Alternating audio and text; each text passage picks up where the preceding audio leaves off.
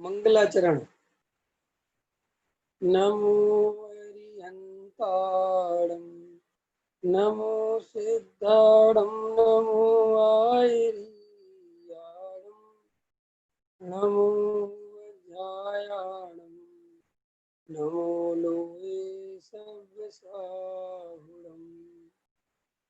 नमः श्री वर्धमानाय निर्दोषकलिलात्मने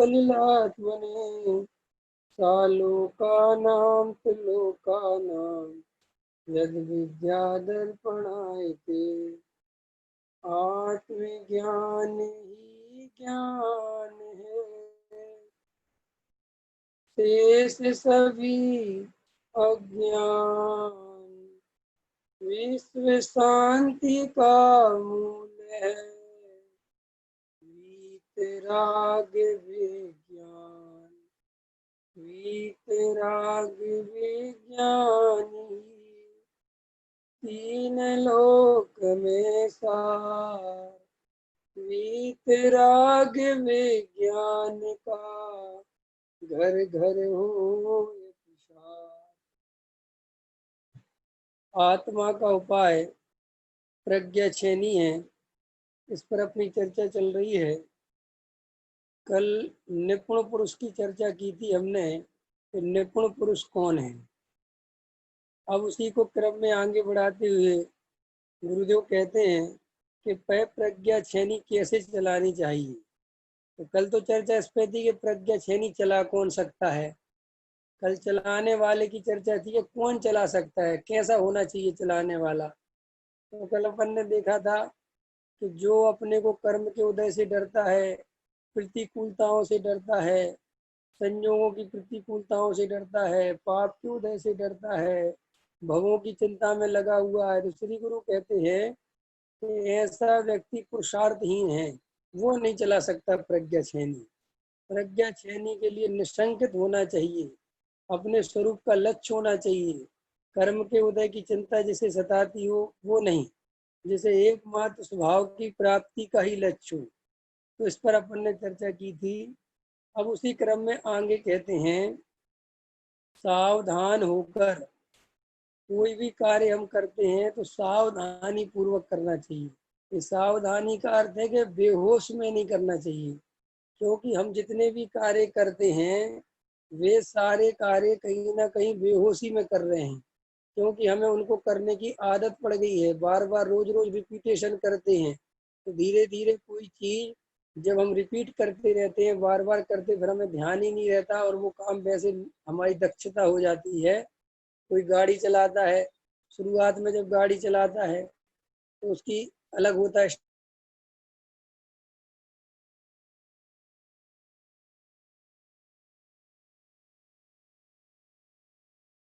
सब।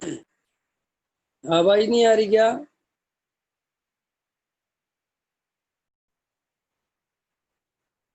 आवाज आ गई। तो जब वो रोज चलाता है तो धीरे धीरे फिर उसको कोई ज्यादा सावधानी रखने की जरूरत नहीं पड़ती है, और वो फिर कुछ भी काम करता है, फोन पे बातचीत भी करता रहता है, गाड़ी भी चलाता जाता है। तो श्री गुरु कहते हैं, चूंकि तुम्हारा वेद ज्ञान का अभ्यास है ही नहीं, तुमने आज तक अनादिकाल से शरीर संयोगों में एकत्र बुद्धि करी है, और अभी जो प्रज्ञा रूपी छेनी चलानी है उसमें निपुण भी होना चाहिए और सावधान भी होना चाहिए। क्यों? कि कोई निपुण हो, होशियार तो हो, लेकिन वो चलाते समय सावधानी नहीं रखे तो भी एक्सीडेंट हो जाएगा। कोई ड्राइवर कितनी होशियार हो, लेकिन सावधानी से तो गाड़ी उसे भी चलानी पड़ती है। ऐसे ही श्री गुरु कहते हैं कि सावधान होकर, अब और आगे अर्थ करो, वह प्रज्ञा छेनी प्रमाद और मोह को दूर करके चलानी चाहिए। प्रमाद और मोह को दूर करके, क्योंकि एक तो प्रमादी अगर हम बने रहेंगे, आलसी बने रहेंगे, वेद ज्ञान नहीं करेंगे, तत्व विचार नहीं करेंगे, तो भी वो प्रज्ञा छेनी नहीं चलेगी। और क्या कहते हैं? मोह को दूर करके। मोह को दूर करके माने अंतरंग में मोटा मोटी मोह के प्रति निर्णय चाहिए, ये मेरा स्वरूप नहीं है, ये मेरी वस्तु नहीं है, इससे मेरा भला होने वाला नहीं है। पहले ऐसा विकल्पों में निर्णय होना चाहिए। समझ में आया कि नहीं आया? माने लोक में भी हम कोई कार्य करते हैं तो उसका पहले मन में चित्र बना लेते हैं, उसकी पूरी अच्छा बुरा सब सोच लेते हैं, तब जाके वो काम आगे बढ़ता है। यदि श्री गुरु कहते हैं तुम मोह के प्रति सावधान हो जाओ, तो ये मोह रूपी शत्रु है, ये मेरा भला करने वाला नहीं है, ये मेरा हितैषी नहीं है। ये जो मैं पागल हो रहा हूँ मोह राग द्वेष के परिणामों में, इनसे मेरा हित नहीं होने वाला। ये निर्णय चाहिए पहले, इसको कहते हैं मोह को दूर करना। क्यों कि यदि इन संयोगों में अति आसक्ति होगी तो फिर ये प्रज्ञा रूपी छेनी नहीं चलाई जा सकती। जैसे देखो बहुत से लोग होते हैं जो तत्व ज्ञान की बातें सीख लेते हैं, स्वाध्याय में चले जाते हैं और भी काम करते हैं, वृत्तिशील संयम भी कर, लेकिन उनका मोह ढीला नहीं होता। और मोह ढीला नहीं होता तो वो प्रज्ञा छेनी कभी नहीं चला पाते, जबकि वो सब जानते हैं कि भेद ज्ञान से ही कार्य होगा, वेद ज्ञान के बिना कार्य नहीं होगा। अभी जैसे वर्तमान में हमारे पास सत्य नहीं है, इतने सारे मुमुक्षु लोग हैं, सबको ही ये समय सार स्वाध्याय हो गया, सबको ही वेद ज्ञान की बात पता चल गई, लेकिन वेद ज्ञान की बात पता चलने पर भी वो प्रज्ञा छेनी चला क्यों नहीं पाए? क्योंकि मोह ढीला नहीं पड़ा। मोह ढीला पड़ता तो वो काम पड़ता। वो सिर्फ रट लिया, सुन लिया, समझ लिया, लेकिन बच्चों का मोह ढीला नहीं पड़ा, एकदम अति आसक्ति है। रात और दिन संयोगों की चिंता, रात और दिन विषय भोगों को जोड़ने की चिंता, रात और दिन सामग्री की चिंता। तो श्री गुरु कहते अगर ज्यादा ही मोह पर फैला हुआ है और वो मोह में ही अति आसक्त है तो भी ये भेद ज्ञान नहीं कर सकता। क्योंकि भेद ज्ञान कौन जीव करेगा? बताओ पंकज जी, भेद ज्ञान कौन जीव करेगा?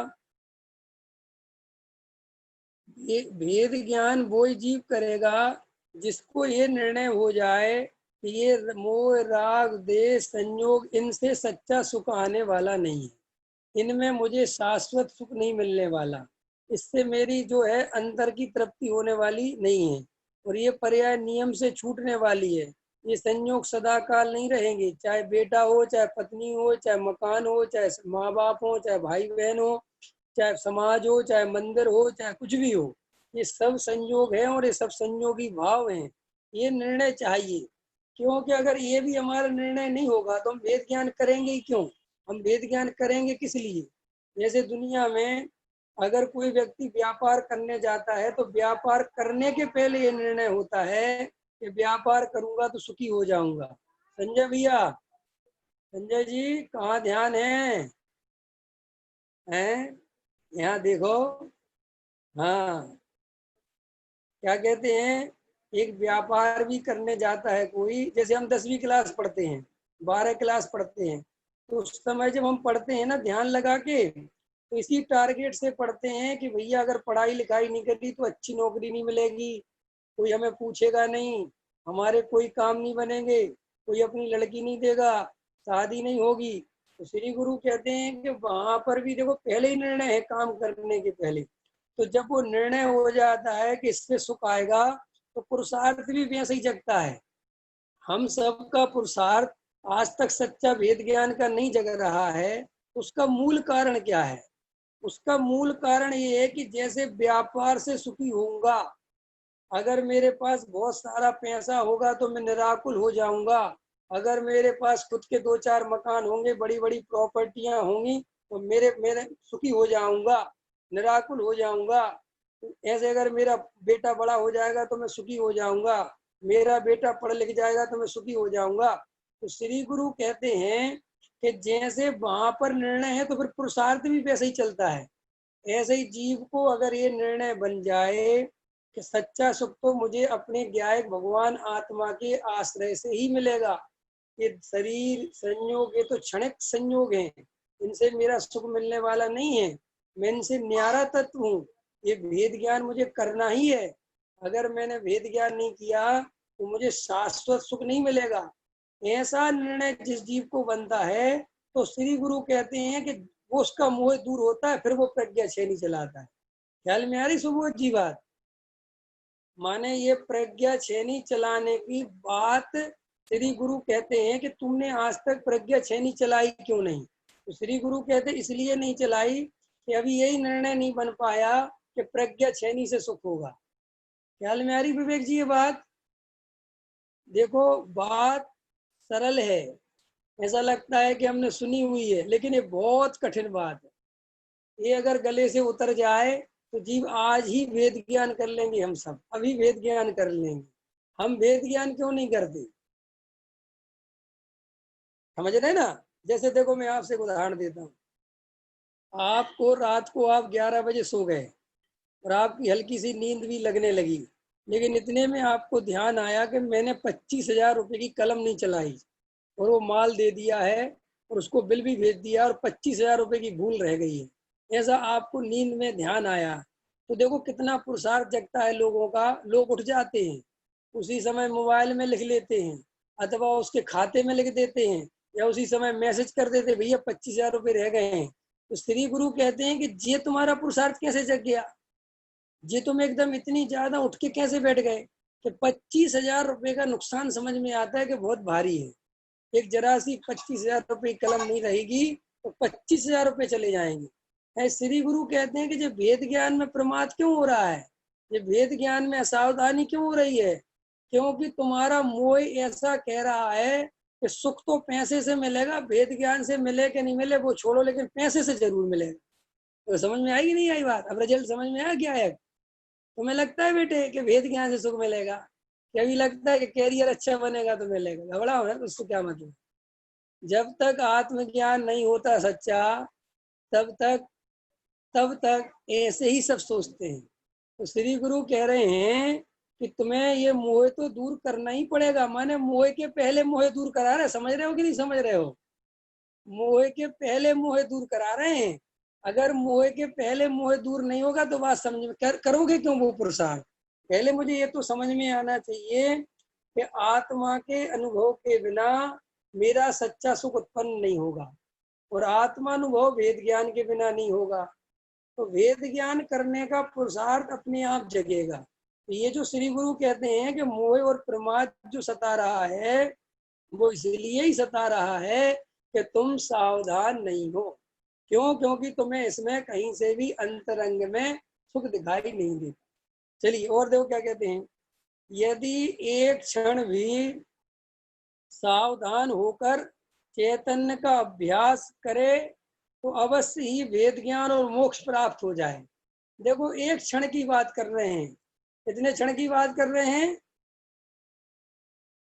एक क्षण। महेश जी समझ में आ रहा कि नहीं आ रहा? कितने क्षण चले गए अभी आपके?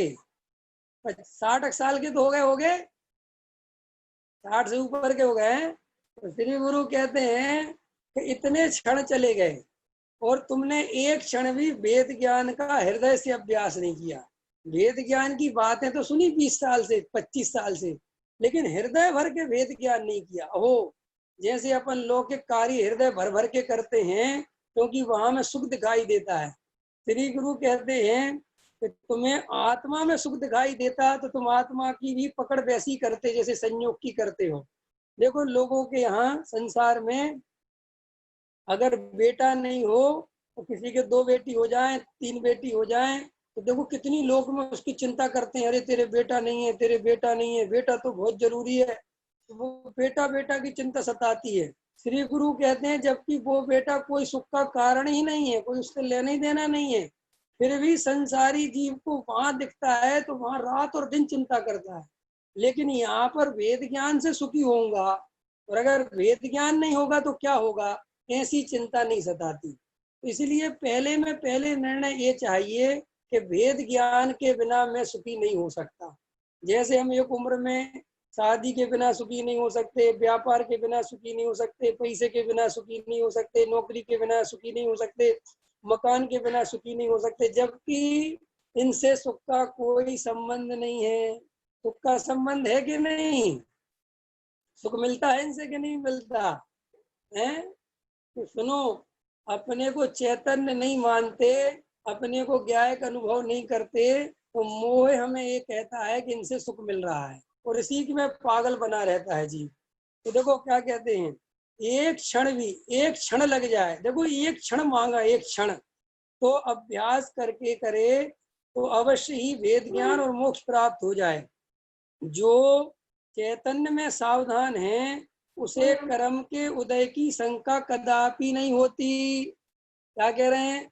और अपन को तो पाठ ऐसी पढ़ा दिया जाता है कि ज्ञानी भी कर्म के उदय से डरते हैं। कैसी पढ़ाई करते हैं अपन? तुम नहीं डर रहे और ज्ञानी डरते हैं। तीर्थंकरों को भी कर्म ने नहीं छोड़ा। क्यों? तीर्थंकरों को कर्म ने नहीं छोड़ा। कर्म ने 1% भी तीर्थंकर को कुछ प्रभावित नहीं किया। बताओ कौन से तीर्थंकर कर्म के उदय से प्रभावित हुए हैं? कोई हुए? लेकिन अपन तो भाषण देने में तो माहिर है ना। तीर्थंकरों को भी कर्म नहीं छोड़ते। तुम कौन से खेत की मूली हो? अरे भैया, कर्म का उदय ज्ञानियों को कभी परेशान नहीं करता। समझ लो, अज्ञानी ही कर्म के उदय से भयाक्रांत होता है, परेशान होता है, आकुलित होता है, डरता है, परेशान रहता है। श्री गुरु कहते हैं ज्ञानी को कर्म के उदय की कोई चिंता नहीं सताती। और सताएगी कैसे? कल अपन ने चर्चा ली थी कि ज्ञानी जानते हैं कि कर्म का उदय कर्म में है और कर्म का उदय मुझसे भिन्न है। मैं तो त्रिकाली ध्रुव हूँ। कर्म का उदय भी आएगा तो वो निमित्त की तरफ से, और उसका नैमित्तिक माने पर्यायगत योग्यता में ही उसका प्रभाव होगा। निमित्त नैमित्तिक।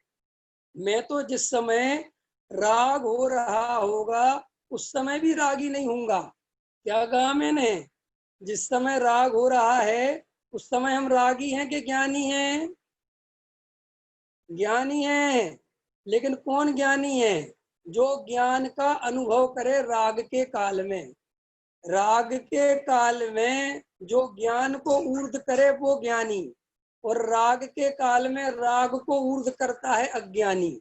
इसलिए कोई राग को तो ऊर्ध्व करे, राग को दृष्टि में ले और भ्रम से कहे कि मैं ज्ञानी, तो उसकी चर्चा यहाँ पर नहीं है।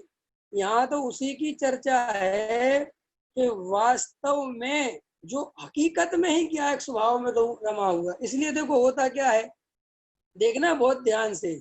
लोग समय सार का प्रवचन सुन रहे होते हैं, बड़े बड़े विद्वान, बड़े बड़े त्यागी ब्रह्मचारी 6वें नंबर की गाथा सुना रहे होते हैं। और 6वें नंबर की गाथा क्या कह रही है कि शुद्ध पर्याय भी तुमसे भिन्न है, वो भी तुम्हारा त्रिकालिक स्वरूप नहीं है। वो भी बात सुनना बेटा। क्या है चर्चा? तो ऐसी चलती है। और कितनी बढ़िया अकर्ता ज्ञायक स्वभाव की चर्चा चल रही है। और उसकी टीका तो और अद्भुत है। अमृतचंदाचार्य की जो टीका है वो तो और गजब की है। और उसी में देख दो, पढ़ते पढ़ते पढ़ते फिर वो कहते हैं ए भैया उल्टा मत पकड़ लेना, स्वच्छंदी मत हो जाना। अब एकदम घबरा जाता है। अभी अभी तो इतना खुश हो रहा था, अब घबरा क्यों गया? क्योंकि ये सारा खेल शब्दों का है। खुश काय से हो रहा था? शब्दों से। भाव भाषण तो था नहीं, कुछ पकड़ तो है नहीं। पंडित जी जैसे जैसे चाबी भरते हैं वैसा वैसा उछलता है खिलौना। अब पंडित जी अभी त्रिकाली ध्रुव की चाबी भर रहे थे, तो मैं तो त्रिकाली ध्रुव हूँ, मैं तो पर्यायों में जाता नहीं, मैं तो राग को छूता नहीं, राग मेरे में आता नहीं। अरे राग तो एक समय का विकार है, मैं तो शाश्वत हूँ।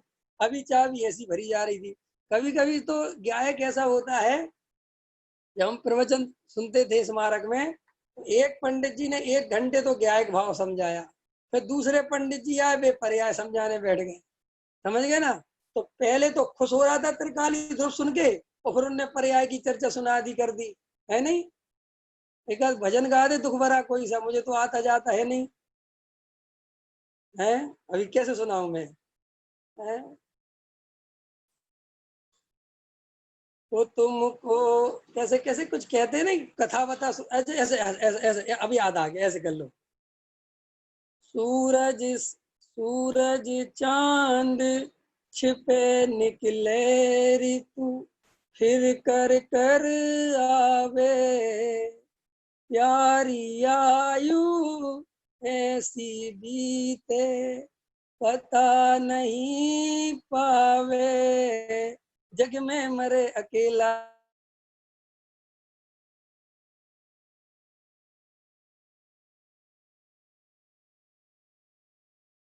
बदलता। दुख भरा गाना आया तो दुख भरे भाव, फिर फिर बोल वैसा सैड सॉन्ग आया तो गर्दन लटक गई। ऐसे ही इन श्रोताओं की हालत है। त्रिकाली ध्रुव की चर्चा सुनाई तो एकदम ओहो मैं तो बना बनाया भगवान हूँ। फिर उन्होंने कहा ये भ्रम से मत मान लेना, ये सब द्रव्य दृष्टि से है, पर्याय दृष्टि से तो अच्छा जी संसारी है का, अरे भैया कहाँ अनंत भगवान और कहाँ हम, ये सब टेप रिकॉर्डर की तरह चल रहा है। कोई भी अंदर भाव वासन नहीं है कि मुझे वजन किस पे रखना है, मुझे दृष्टि किस पे रखना है। पर्याय की चर्चा भले ही कितनी हो, त्रिकाली ध्रुव की दृष्टि नहीं छोड़ना हो। पर्याय का मात्र ज्ञान किया जाता है, पर्याय में अपनापन नहीं किया जाता। क्या कहा मैंने? हाँ, चरणानी योग से कहा जाता है कि नरक चले जाओगे, यहाँ चले जाओगे, वहां चले जाओगे, लेकिन तुम ऐसा मत मान लेना कि मैं चला जाऊंगा। अरे भाई, जिनकी पर्याय दृष्टि है वे मुनि भी बन जाए तो भी उनको निगोल जाने से कोई नहीं छोड़ रोक सकता, और जिनकी द्रव्य दृष्टि है वे 6 खंड के राजा भी बन जाए तो भी उनको मोक्ष जाने से कोई नहीं रोक सकता। ख्याल में आया ना? इतनी बड़ी सजा है पर्याय दृष्टि की, इतनी बड़ी। श्री गुरु कहते हैं प्राप्त पर्याय में तन्मय होने की ही सजा है संसारी जीव को। अरे जिसकी पर्याय में वेद ज्ञान चल रहा है उस जीव का तो अनंत मंगल प्रारंभ हो गया है, उसका मंगल रोकने वाला कोई अमंगल पैदा नहीं हुआ। और जिसके वेद ज्ञान नहीं चल रहा है, नियम से उसके अमंगल चल रहा है, और उसका मंगल करने वाला कोई संत गुरु साधु महात्मा भगवान कोई पैदा नहीं हुआ। इसलिए मेरा मंगल करने वाला मेरे द्वारा किया गया वेद ज्ञान ही मेरा मंगल कर सकता है। मेरा मंगल जगत में अन्य कोई दूसरा करने वाला नहीं है। अलका जी समझ में आ रहा है कि नहीं आ रहा? अलका जी आवाज रुक गई। महेश जी आवाज आ गई? हाँ, ये बीच बीच में थोड़ा डिस्टरबेंस हो जाता है ना, कोई बात नहीं, कोई बात नहीं। थोड़ा थोड़ा अपने सिर को हिलाते रहा करो, उससे सहूलियत रहती है कि सब सही चल रहा है। ख्याल में है ना? सुबोध जी थोड़ा सीधे बैठो, सीधे, ताकि मुझे दिखाई दे ऐसे। अरे यार तुम अभी बूढ़े थोड़ी हो गए यार, अरे ऐसे बैठा करो एकदम तन बन के, जो है ना। साथ गुरुदेव कह रहे सावधान होके बैठो, है एकदम सावधान होके बैठा कर। पंकज जी सावधान हो जाओ, तुम भी जो है ना टिक टिक के बैठते हो, टिक टिक के बैठना ठीक नहीं। अच्छे देखो यार, मैं चाहूँ तो मैं भी तो ऐसे टिक सकता हूँ ना, लेकिन मैं पूरा 1 घंटे ऐसा बैठा रहता हूँ, तो कम से कम थोड़ा तो सोचा करो यार। अंगला बोल भी रहा है और जो है वो बेचारा ऐसा खड़ा हुआ है, और हम चाहे तो वैसे बैठ जाए तो हमें कैसा लगेगा? तो सुनाई नहीं देगा फिर, लेकिन हम फिर भी देखो पूरे टाइम ऐसे कर ही रहते हैं। तो देखो क्या कहते हैं कि तुम अगर भेद ज्ञान नहीं करोगे तो गारंटी से श्री गुरु कहते तुम्हारा मंगल नहीं हो सकता, मेरा मंगल मैं ही कर सकता हूँ। तो ये पर्याय दृष्टि नहीं होनी चाहिए, पर्याय दृष्टि की सजा है। और क्या कहते तो समझ गए ना पर्याय दृष्टि? तो देखो ये टेप रिकॉर्डर मत बनो कि त्रिकाली ध्रुव की चर्चा आई तो अपने को ध्रुव ध्रुव सोचने लगे, फिर पर्याय की चर्चा आई तो पर्याय की चिंता करने लगे, फिर चरणान योग की चर्चा आई तो खाने पीने की चिंता करने लगे, और फिर प्रथमान योग वालों ने सुनाया कुछ तो राजा महाराजाओं की चिंता करने लगी है। देखो सती सीता, देखो सती अंजना, देखो सती है, उसमें लग गए हैं। अरे क्या देखे, किसको देखें? अपने को देखना है भाई, है। और वे सुनाने वाले वे सुनाते रहते हैं दुनिया भर की, मैं किसी के कुछ नहीं कह रहा हूँ, मुझे क्या लेना देना, लेकिन तुम अपना तो खुद का विवेक तो जागृत रखो कि भाई मुझे त्रिकाली ध्रुव पे दृष्टि करनी है, मैं कर क्या रहा हूँ। आगे समझ में आ गई? बस पकड़ में आई कि नहीं आई? इसलिए फिल्मी रिकॉर्डर की तरह मत बनो कि जैसा पर्दे पे सीन वैसे भाव। पर्दे पे सीन कोई सा भी आए, दृष्टि कहाँ रहनी चाहिए? उदाहरण दूं कोई? ग्राहक कोई सा भी आए, काला आए, गोरा आए, लंगड़ा आए, लूला आए, तिरछा आए, काना आए, टकला आए, भिखारी आए, दृष्टि कहाँ है व्यापारी की? व्यापारी की दृष्टि सिर्फ धन पे है, वो और कुछ सोचता ही नहीं। वो शकल, उससे पूछो क्यों, वो ग्राहक आया था उसकी शकल याद है? वो कहता भाई मुझे ना शकल बकल याद, कि कितने पैसे दे गया था, कि वो याद है 350 दे गया। इसको कहते हैं दृष्टि। श्री गुरु कहते हैं कि तुम्हारी दृष्टि ऐसी होनी चाहिए, तब है कीमत। तुम तो जरा सा किसी ने पर्याय की बात करी तो पर्याय वाला मानने लगे। सही कह रहे पंडित जी, पर्याय में तो भयंकर मोह राग द्वेष है। वे वाले पंडित जी भले ही त्रिकाली ध्रुव की चर्चा सुनाते हैं, लेकिन पर्याय में तो देखो पंडित जी आप बात सही कह रहे हो, और देखो जी अपन तो निश्चय भी लेके चलते हैं, व्यवहार भी लेके चलते। देखो जिनवाणी में चारों अनुयोग हैं, हम तो साफ सुनते हैं बेटा, सवई सुनते रहो तुम। जो सब सुनेगा सवई गतियों में घूमोगे, एक भी गति नहीं बचने की तुमसे। एक त्रिकाली ध्रुव की शरण लोगे तो सिद्धालय में पहुंचोगे, और सब सुनते रहोगे और कोई चिंतन नहीं करोगे तो सब जगह घूमोगे। है क्या है, ऐसा कोई सगा नहीं जिसको ठगा नहीं है। ऐसे ऐसा चक्कर नहीं पालना। और क्या कहते श्री गुरु, देखो पहले देखो, पहले क्या है, उसे कर्म के उदय की शंका कदापि नहीं होती, किसको, ज्ञानी को। फिर आगे चलो, पहले अनादि काल से विकार को, कितने अच्छे से देखो एक एक शब्द, पहले माने हम सब ने, अनादि काल से और अभी भी वर्तमान में भी, विकार को माने राग को, देश को, मोह को, सब किसका विस्तार करते रहना, क्रोध मान जो सब विस्तार कर लेना। फिर शरीर वाला, फिर अपने को पंडित, अपने को विद्वान, अपने को सेठ, अपने को जवान, अपने को बूढ़ा, अपने को बच्चा, अपने को व्यापारी, अपने को नौकरी करने वाला, अपने को जैन, अपने को दिगंबर जैन, फिर फलाने जैन, फिर ये ढैन, फिर ढिकाने जैन। होता है कि नहीं होता। आज एक भाई से मेरी हैदराबाद में बात हुई, तो किसी भाई को माल देना था, किसी भाई को, तो वो कह रहा, वो जिसको माल देना है वो पंजाबी, वो मेरे पास आया, यार बोले वो जैनी भाई है तुम्हारा, और वो कह रहा किसी जैनी भाई से बात कराओ तो मैं तुम्हें पैसे डाल दूंगा। मैंने कहा ठीक है लाओ करा दो, कर लेता हूँ। तो बात करी तो बोला साहब जय जिनेन्द्र। मैंने कहा जय जिनेन्द्र भैया। कह रहा साहब आप जैन हो। मैंने कहा, कह रहा आपका नाम क्या है। मैंने कहा विवेक जैन। और डिटेल, कौन से जैन हो। मैंने कहा भाई दिगंबर। और कौन से हो। मैंने कहा तेरापंथी। मैंने कहा कुल गोत्र और बताऊं, सब बताऊं क्या, इतने में संतुष्टि नहीं हो रही है। मैंने कहा भैया और बताओ, और क्या बताना है। कह रहा नहीं नहीं नहीं मैं समझ गया समझ गया। तो ऐसे संसारी जीव ये पागलपन में फंसे हुए हैं अनादिकाल से। देखो समझ में आएगी ना, विकार को अपना स्वरूप मानकर, इन संयोगों को, इन संयोगी भावों को अपना स्वरूप मानकर, माना अपना स्वरूप के नहीं माना। विजय जी, विजय जी कहाँ तुम अंधेरे में बैठे हो, ख्याल में आ रही कि नहीं आ रही है, पकड़ में आ रही बात। हाँ, अपना स्वरूप मानकर असावधान हो रहा है। असावधान हो रहा है माने इन्हीं में गाफिल हो रहे हैं, इन्हीं में पागलपन चल रहा है। कोई अपने शरीर की तारीफ कर दे तो अपने को अच्छा मानता है, कोई शरीर की निंदा कर दे तो अपने को दुखी मानता है, कोई तुम्हारे राग की तारीफ कर दे, वाह भैया आपके जैसी पूजा तो कोई करता ही नहीं, तो फिर ऐसी कोई तारीफ कर दे, और वही तारीफ करने वाला अगले दिन फिर आ जाए तो और अच्छे से पूजा करते हैं कि नहीं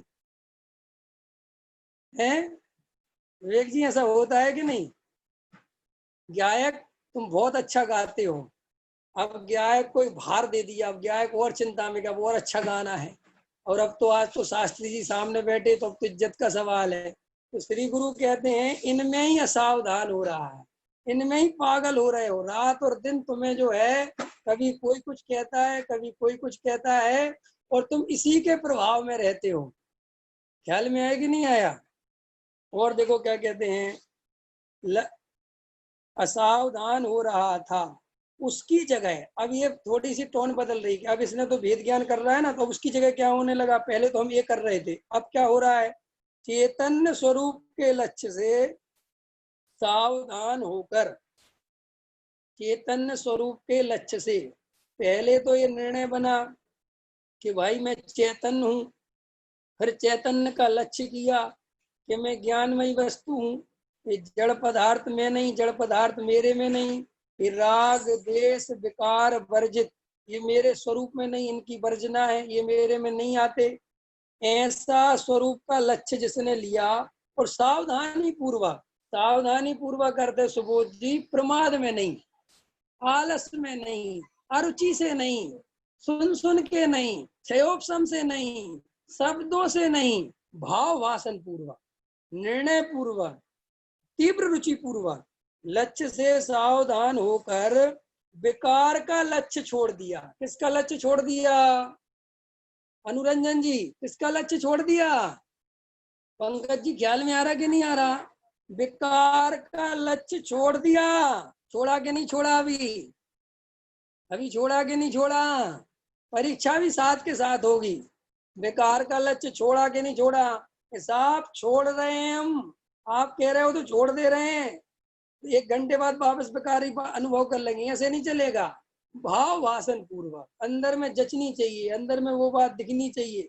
मेरे कहने से मानी तो क्या मानी, खुद को अंदर में भाव भाषण होना चाहिए। ये बेकार मेरा स्वरूप नहीं है। स्वरूप के लक्ष्य से सावधान होकर बेकार का लक्ष्य छोड़ दिया है। अब बेकार हो तो भी, अब देखो संजय भैया भजन दे रहे हैं। अच्छा संजय भैया एक बात बताओ, तुम्हें समझ में आ रहा है ना स्वाध्याय बराबर? सच में आ रहा है बहुत अच्छा। अगर आपको समझ में आ रहा है ना, तो फिर मुझे भी ऐसा लग रहा है कि हाँ सही, सबको ही समझ में आ रहा होगा, है कि नहीं? देखो क्या कहते हैं, अब बेकार हो तो माने बेकार चला गया ऐसा नहीं कह रहे, वो कह रहे हैं बेकार हो तो माने बेकार रहे, मोह राग देश रहे तो भी वह मेरे चैतन्य स्वरूप से भिन्न है।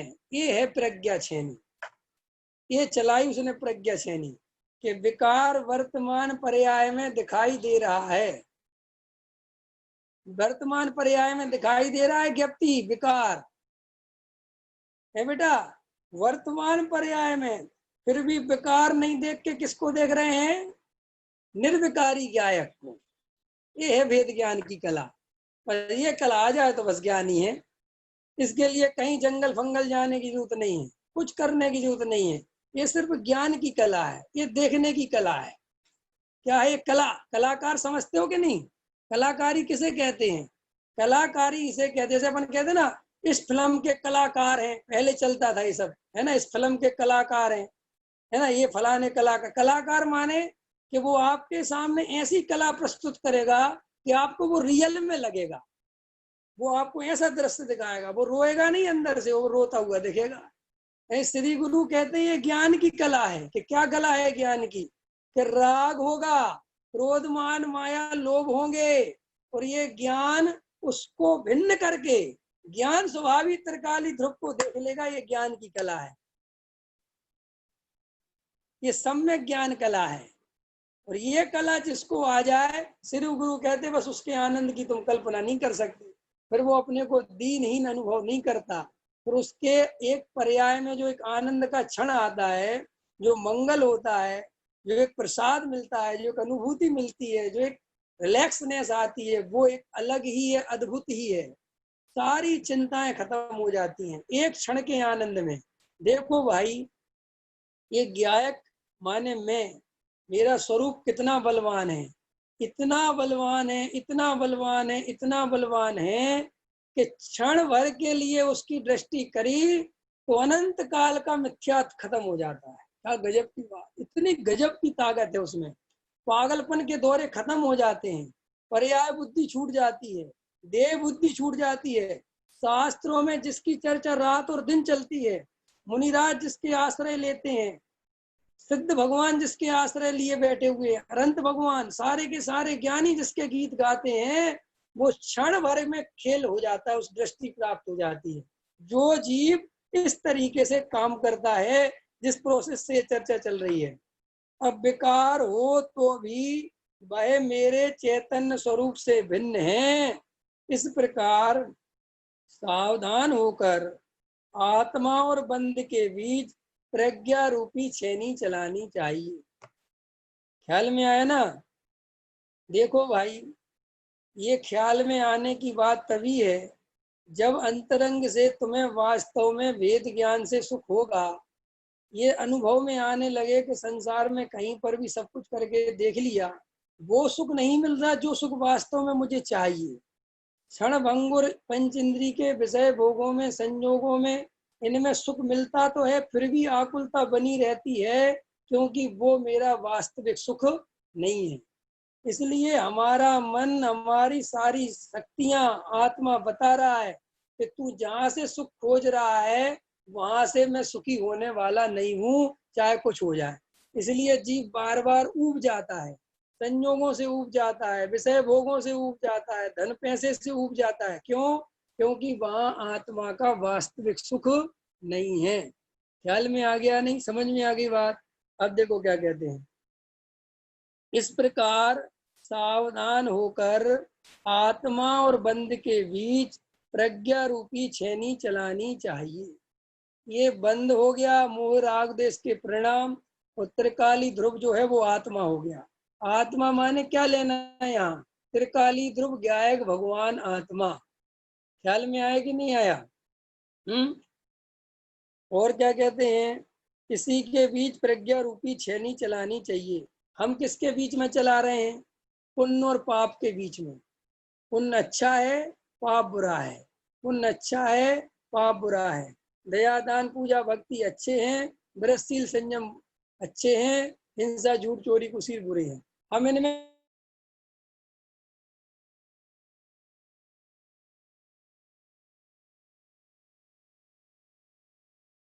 आवाज आ, अब मैं फिर बोलूंगा। अब आ गया। हम किस में चला रहे हैं? हमें प्रज्ञा रूपी छेनी चला रहे हैं पुण्य और पाप में। ज्ञायक पुण्य पाप किसके भेद हैं? वेदनीय कर्म के। और वेदनीय कर्म कौन सा कर्म है? अघाती कर्म। और अघाती कर्म का अर्थ क्या होता है? जिससे जीव के स्वभाव का कभी भी घात नहीं होता। और हम रात और दिन सच बताओ, हृदय पे हाथ रखो, अघाती कर्म में वेदनीय कर्म के जो पुण्य और पाप हैं उन्हीं की चिंता में लगे हैं कि नहीं लगे? सारे संसारी जीवों को एक ही चिंता सता रही, हमारा पुण्य का उदय बना रहे, हमारा पाप का उदय नहीं आ जाए। और श्री गुरु कह रहे हैं अघाती कर्म से जीव का कोई लेना ही देना नहीं, इससे कोई जीव के सुख तक का संबंध नहीं। ये बात मानते हो सुबोध जी के नहीं? संयोगों से सुख का संबंध नहीं है। मोह की मंदता से, मोह की मंदता से। देखो, आपको इच्छा हुई, ठीक है, इच्छा हुई, इच्छा से दुख हुआ, तो इच्छा काय के कारण हुई? मोह के कारण, ठीक है। तो श्री गुरु कहते हैं कि दुख भी काय से हुआ? इच्छा के कारण। और दुख भी काय से मिटा? कि इच्छा समाप्त हुई तो दुख मिटा। अंतर समझ में आया? जैसे देखो, मेरी करोड़पति बनने की इच्छा है, तो ये इच्छा उत्पन्न हुई तो अभी दुख होने लगा, तो ये दुख काय से हुआ? मोह से। और करोड़ रुपया मान के चलो है पुण्य उदय, ठीक है।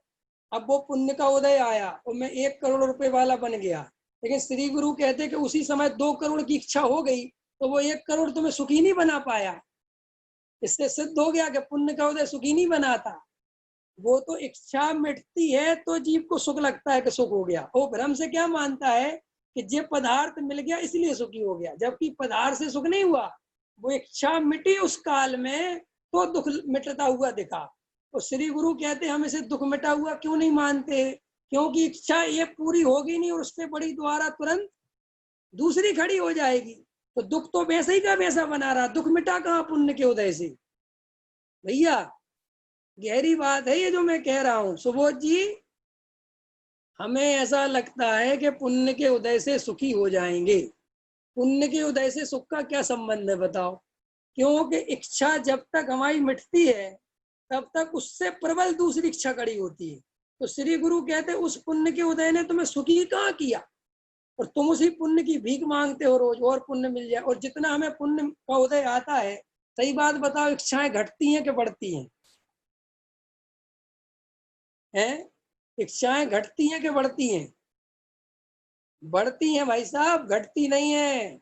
अगर जिसका भी 10 करोड़ का पुण्य आ जाए तो वो तुरंत कहता है, एक कहानी सुनाऊं तुम्हें पुण्य के उदय की। शेख चिल्ली जो है दर्जी की दुकान खोल के बैठता था, दर्जी था वो और कपड़े सिलता था, लेकिन बहुत गरीब आदमी था। लेकिन उस बेचारे की आदत थी कि 1 रुपए का लॉटरी का टिकट हर हफ्ते खरीद के लाता था। विजय जी ऐसा 20 साल से कर रहा था।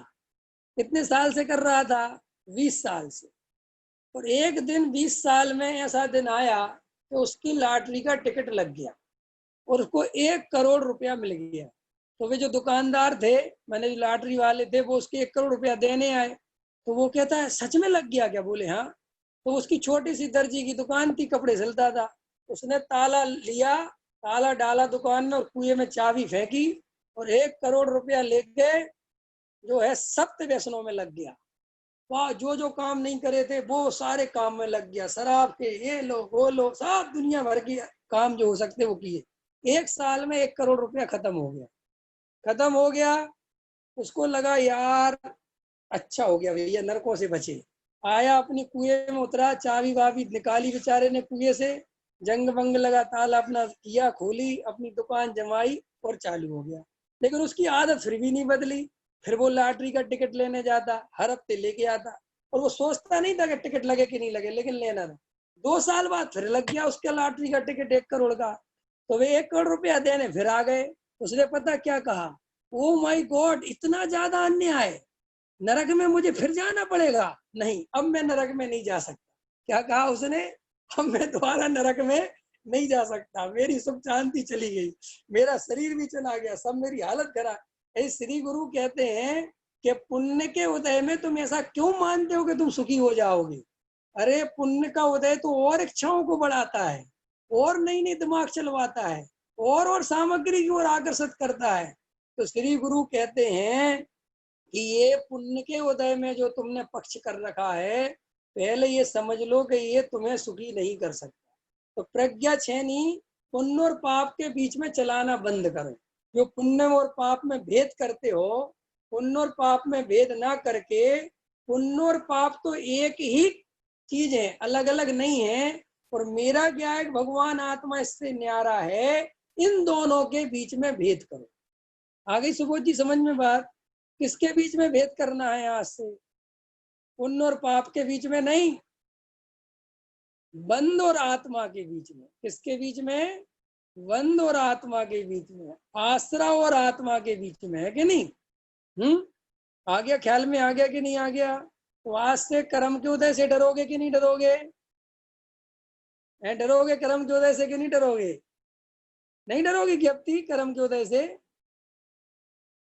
है। वो पीछे देखो, वो कह रही हम तो डरेंगे, और कोई डरे चाहे नहीं डरे। अरे भाई, मेरे कहने से, कर्म के उदय से डरने भरने से कुछ नहीं होता, जब तक इस ज्ञायक भगवान आत्मा पे भरोसा नहीं आएगा। भरोसा की उदाहरण दे दूं, एक भरोसे के लिए उदाहरण दे दूं। एक सम्राट ने शादी करी एक लड़की से, और सम्राट किसी समय लोग गया था गुप्त जगह में, उसने उसको वह लड़की शादी करी, और उस लड़की को अपनी पत्नी बना के एक समुद्र में नाव से लेके आ रहा था। और नाव में उसने अपनी पत्नी को बैठा रखा था। वो बहुत सम्राट शक्तिशाली था, राजा था। तो एकदम तूफान आया। तो तूफान आया तो सम्राट जो है अपनी पत्नी से कहता है कि तुम्हें डर नहीं लग रहा, तूफान आ रहा है। तो उसने कहा है तुम्हारे होते हुए कोई तूफान मेरा कुछ नहीं बिगाड़ेगा। कितना विश्वास था सम्राट पे, तुम्हारे होते हुए ये तूफान वूफान मेरा कुछ नहीं बिगाड़ेंगे। श्री गुरु कहते हैं ऐसा तुम्हारा त्रिकाली ध्रुव पे भरोसा होना चाहिए। ऐसा त्रिकाली ध्रुव पे भरोसा है क्या, है। एक भजन गाते ना, सब जाए तो जाए मेरा जैन धर्म ना, ऐसा कुछ भजन है ना। मैं कहता हूँ ये भजन ही तुम गलत गाते हो। अरे सब जाए तो जाए, मेरी ध्रुव से दृष्टि न जाए। क्या, मेरी ध्रुव से दृष्टि नहीं जानी चाहिए, सब नरक चले जाए, कुछ हो जाए, मुझे किसी की चिंता नहीं। लेकिन श्री गुरु कहते हैं ये ध्रुव पे भरोसा ही नहीं कर पाए हम। हमने जब भी भरोसा किया कर्मों पे कि अच्छे कर्म के उदय बने रहे, करते कि नहीं करते हैं। रात और दिन किसकी भीख मांगते हो, कर्मों की। अरे त्रिकाली ध्रुव कहते हैं इस ज्ञाय भगवान आत्मा की शरण में जो चला गया, कर्म की उसे कभी चिंता सताती नहीं है, क्योंकि वो कर्मों से न्यारा ज्ञाय भगवान आत्मा जो देखता है। अरे पत्नी क्या, सीता क्या कहती है राम से, जहां तुम जाओगे वहां मैं जाऊंगी। बोले बेट मैं जंगल जा रहा हूँ और वहां पे बहुत मुश्किलें होंगी। बोले कैसे पागलपन की बातें करते हो, अरे जहां राम वहां सीता। ऐसे श्री गुरु कहते हैं जहां त्रिकाली ध्रुव वहां मैं, मुझे इसके अलावा कोई दूसरी चीज पसंद नहीं है। ऐसा सम्यक पुरुषार्थ, ऐसा सम्यक निर्णय, ऐसी प्रज्ञा रूपी छेनी अगर तुम कर्म और बंध और आत्मा के बीच में चलाओगे, ये मैं आत्मा हूँ रे बंदादी मैं नहीं हूँ, तो श्री गुरु कहते हैं उसी क्षण तुम्हें चैतन्य का अनुभव होगा, उसी क्षण तुम्हें ज्ञायक भगवान आत्मा मिलेगा। उसी क्षण तुम्हें आनंद की जो है बरसात होगी, या एक भगवान आत्मा की दृष्टि होगी। और जिसकी रात और दिन शास्त्रों में प्रशंसा करी जा रही है सम्यक दृष्टि जीव की, वो सम्यक दर्शन तुम्हारी पर्याय में स्वयं ये भी प्रकट हो जाएगा। तो इस तरीके से अभी का समय पूरा हो गया। अब आगे जो टॉपिक आ रहा है, प्रज्ञा रूपी छेनी चलानी चाहिए, इसका अर्थ क्या है। अब देखो वो और गजब गजब का अर्थ है। अभी तो गुरुदेव ये तैयार कर रहे हैं कि प्रज्ञा रूपी छेनी कौन चला सकता है, फिर उसमें कैसी सावधानी चाहिए। अब वो कहते हैं कि अब विधि क्या है, कि साहब सावधानी हो गई, अब हो गया, अब करना क्या है। क्या वो कल चर्चा चलेगी कि वो करना क्या है। चलो और सुंदरतम उसमें चर्चा आएगी गुरुदेव के माध्यम से। अभी का समय हो गया। सहजानंदी शोध स्वरूपी